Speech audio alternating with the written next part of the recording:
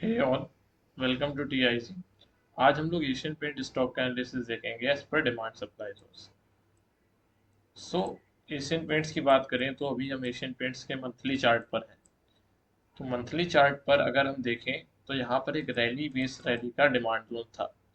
ये पूरा analysis demand zone supply zone basis पर होने वाला है और ये कोई भी रिकमेंडेशन नहीं है। मैं डिमांड सप्लाई जोन्स के कॉन्सेप्ट को आपको समझाऊंगा taking the example of Asian Paints. So ये कोई बाई सेल रिकमेंडेशन नहीं है, कोई होल्ड रिकमेंडेशन नहीं है। This is purely for educational purpose.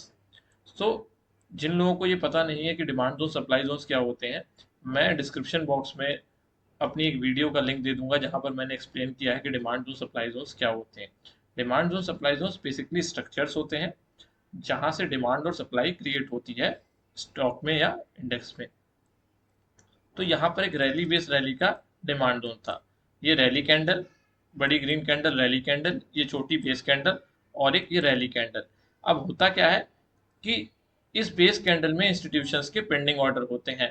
तो जब भी प्राइस एक डिमांड जोन बनाकर ऊपर निकल जाता है और दोबारा रिट्रेस होकर अपने बेसिंग एरिया के पास आता है तो वहां से एक रिएक्शन आ जाता है। सिमिलरली एशियन पेंट्स में ये चीज हुई है। यहाँ पर रैली बेस रैली बनाया 2021 में और उसके बाद इंस्टीट्यूशंस के पेंडिंग ऑर्डर क्योंकि इस बेस कैंडल में थे, तो जब 2022 में स्टॉक यहाँ तक रिट्रेस किया तो यहाँ से एक मूव देखने को मिल जाता है। ठीक है। अब जब यहाँ से एक मूव देखने को मिल गया तो यहाँ पर ऊपर की तरफ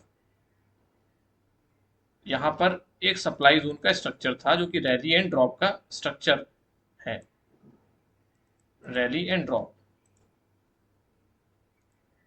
ये ग्रीन कैंडल रैली एंड ये red candle drop candle.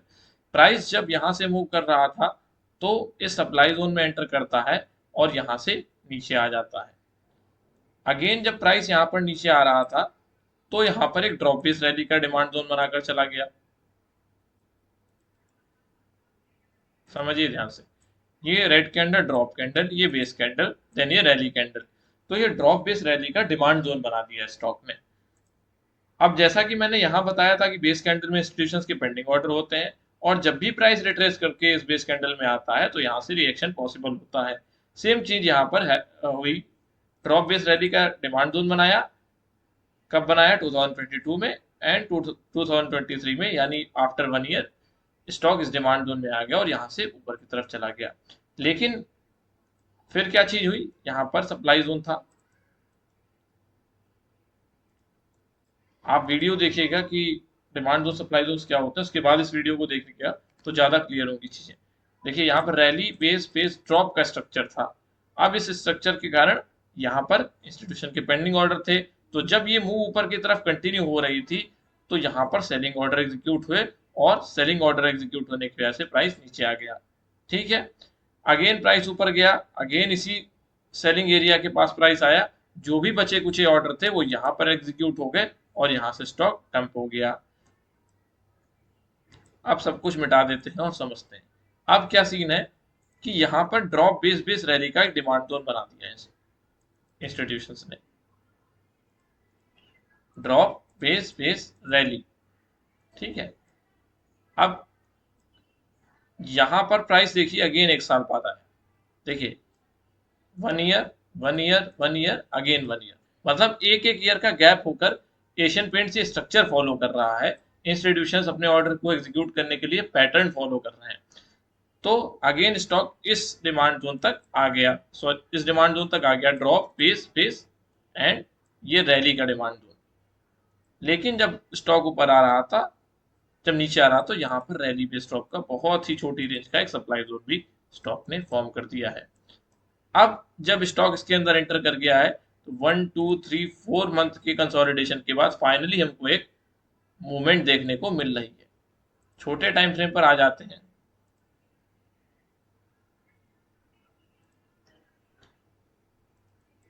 Weekly time frame पर जब हम देखते हैं तो यहाँ पर एक रेजिस्टेंस लेवल क्रिएट हो रहा है स्टॉक में। ओके, ये एक रेजिस्टेंस लेवल क्रिएट हो रहा है और स्टॉक इसका ब्रेकआउट ऑलमोस्ट दे चुका है। तो ये एक अच्छा साइन है, बुलिश साइन है एशियन पेंट्स के लिए, क्योंकि डिमांड जोन से प्राइस जा रहा है, एक कंसोलिडेशन के बाद ब्रेकआउट दे रहा है तो एक एडिशनल कंफर्मेशन है, लेकिन हमें एट द सेम टाइम भूलना नहीं चाहिए कि ऊपर की तरफ एक सप्लाई जोन प्रेजेंट है। तो जब भी हम मंथली चार्ट पर अगर देखें कि ये स्टॉक क्या पैटर्न फॉलो कर रहा है, तो यहाँ पर डिमांड जोन से चलकर सप्लाई जोन गया, फिर डिमांड जोन से चलकर सप्लाई जोन गया, अब आगे आप समझदार है कि स्टॉक कहाँ तक जा सकता है। तो ये था एशियन पेंट का एनालिसिस एज पर डिमांड सप्लाई जोन, कि मिनिमम एशियन पेंट्स अगर मूव करेगा तो डिमांड जोन से सप्लाई जोन तक तो मूव करता ही है, लेकिन जैसा मुझे लग रहा है कि ऊपर की सेलिंग धीरे धीरे वीक होती चली जा रही है, क्योंकि स्टॉक लोअर लो फॉर्म नहीं कर रहा, स्टॉक लोअर हाइस फॉर्म फॉर्म कर रहा है। ये देखिए एंड ये देखिए, ये लो ब्रेक नहीं किया, ये लो ब्रेक नहीं किया, ये लो ब्रेक नहीं किया। तो इस बार क्या है कि स्टॉक, आप देखिए ये वाला हाई को ब्रेक किया, ये वाले हाई को ब्रेक किया और ये वाले हाई को ब्रेक कर दिया, हायर हाइस और लोअर हायर लोस बना रहा है। तो ये एक अच्छा साइन है। डिमांड जोन सप्लाई जोन के साथ हम ऐसे कॉन्सेप्ट को मर्ज कर और अच्छे से समझ सकते हैं कि स्टॉक की आगे की मोमेंटम क्या हो सकती है। तो इस बार अगर ये सप्लाई जोन ब्रेक होता है तो स्टॉक और ऊपर की तरफ मूव कंटिन्यू कर सकता है। तो ये था एशियन पेंट का एनालिसिस एज पर डिमांड सप्लाई जोन्स। अगर आपको ये वीडियो अच्छी लगी हो तो लाइक करिए, शेयर करिए एंड सब्सक्राइब करिए। Thank you.